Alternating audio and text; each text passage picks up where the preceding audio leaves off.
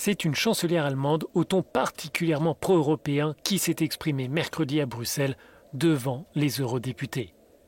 Angela Merkel a rejoint l'hémicycle avec un masque sur le visage, une façon de souligner la gravité de la situation sanitaire. La dirigeante appelle les États membres à approuver le plus rapidement possible le plan de relance de l'Union européenne. Nous ne devons pas être naïfs. Dans n'importe quel État membre, les ennemis de l'Europe attendent pour profiter de cette crise. Nous devons montrer à tout le monde la valeur ajoutée de l'Europe quand nous travaillons ensemble dans l'Union européenne. Nous devons démontrer que le nationalisme ne veut pas dire plus de contrôle, mais moins de contrôle. Ce n'est qu'en agissant ensemble que nous pouvons protéger et renforcer l'Europe.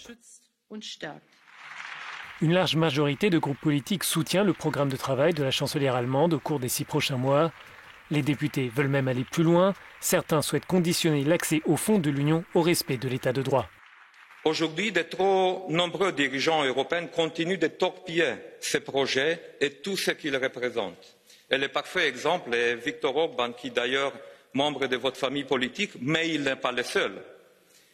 Il est l'heure, Madame Chancelière, de tordre les bras à ceux qui veulent inverser le cours de l'histoire. Il est l'heure de commencer à conditionner les fonds européens au respect de l'état de droit. D'autres parlementaires demandent à Berlin de renforcer les ressources propres de l'Union par la mise en place d'une taxe numérique ou d'autres outils. L'Allemagne doit arrêter de bloquer des projets importants au Conseil. En plus de la taxe numérique, il faut le rapport pays par pays qui est important dans la lutte contre l'évasion fiscale des grandes entreprises. Les négociations se poursuivent au niveau des dirigeants européens. La chancelière allemande demande à toutes les capitales de faire des concessions. Cette crise est complètement différente. Cette crise n'a été provoquée par aucun pays. Elle vient d'un virus venu de nulle part. Personne n'est à blâmer. Mais elle a touché tous les pays de façon différente.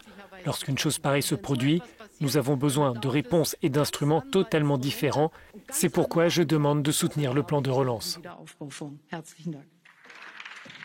Grazie, Presidente.